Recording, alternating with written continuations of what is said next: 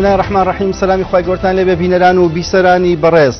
دوجار تواندرا ناوێک بۆ سەرۆکوەزیرانی نوێی عێراق دیاری بکرێ، ئەویش دوای مشتومڕێکی ئێجگار زۆری نێوان لایەنە شیعەکان، هاوکات مشتومڕ و جەدەلیەتی نێوان وڵاتانی ئیقلیمی و نێودەوڵەتی کە هەر هەمویان بەنۆرەی خۆی و لە لای خۆیەوە ئەویست کەسێک بێ بخوات بە ئەجیندا استراتیژیەکانی ئەو لەم وڵاتە پڕکێشە و قەیرانەدا.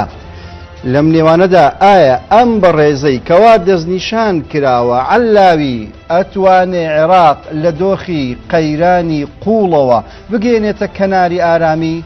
ئایا خێوەتەکانی خۆپیشاندان و ناڕەزایی لە بەغدا بەرەو خوار بەم دەستنیشان و ناوهێنانە ڕازی دەبن؟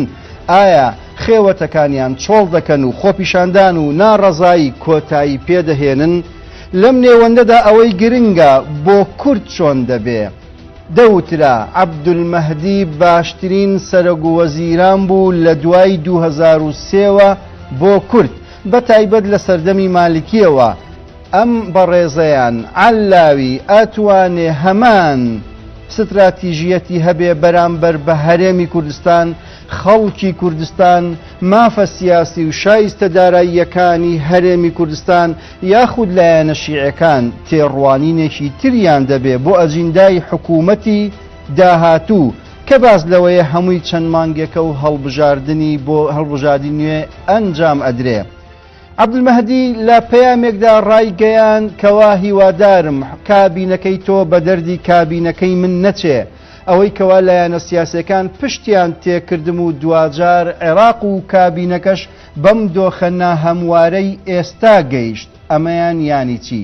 واتە عەلاوی بترسێ لەوەی کەوا بە دەردی کابینەکەی عەبدولمەهدی بچێ؟ ئایا ئەتوانێ خۆی لەو تەڵەزگانە ڕزگار بکە کە بۆی هەیە لایەنە شیعیە ناکۆکەکانی ناو پرۆسی سیاسی عێراق بۆی بنێنەوە لەسەر ڕێڕەوی کارەکانی خۆیدا؟ ئەم بابەتە لە ئستۆدیۆوە دەخەینە بەردەستی بەڕێز کارزان سەباح هەورامی چاودێری سیاسی. کا کارزان بەخێربی سەرچاو. سپاس دەکەم. دوجار تواندرا محەممەد تۆفیق عەلاوی ڕاست پێدرێ بە پێکەنانی کابینە. ئەکرێ بڵێن سەرەتای کردنەوەی گرێ کوێرەکان لە عێراق دەستی پێکرد؟ کاگەسۆ واقعێک هەیە ڕاستپاردنی محەممەد تۆفیق عەلاوی بۆ سەرۆکوەزیرانی عێراق ئەتوانم بڵێم هاوشانی یاخود هاوشێوەی عادل عەبدولمەهدی هەیە، چن لە ڕووی کەسایەتیەوە، چ لە ڕووی ڕابردووی سیاسیە، چ لە شێوەی تەعاملکردن لەگەڵ هێز و لایەنە سیاسیەکانی کوردستان.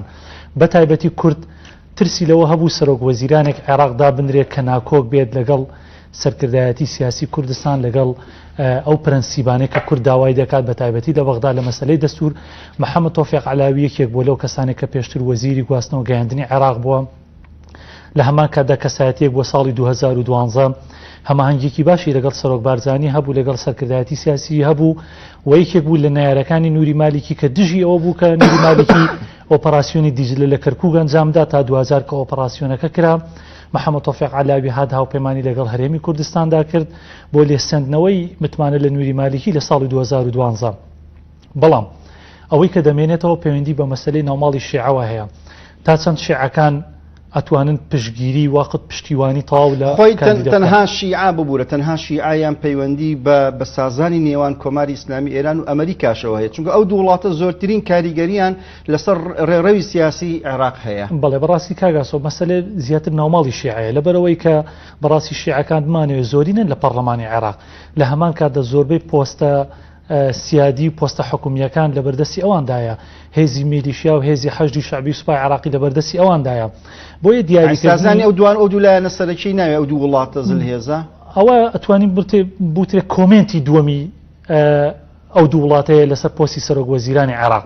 ئەوەی کە دەمێنێتەوە تۆ پێویستە هەندێک فشاری ناوخۆیی کەم بکەیەوە، بە تایبەتی ئێستا ئەگەر بێت و ئەم سەرۆکوەزیرانەی عێراق جارێ نازانی کاردانەوەی شەقامی عێراقی بەرامبەر بە دیاریکردنی محەممەد تۆفیق عەلاوی چییە؟ ئەوەندەی بزانین لەناو خۆپیشاندانانیش دوو ئاڕاستە هەیە.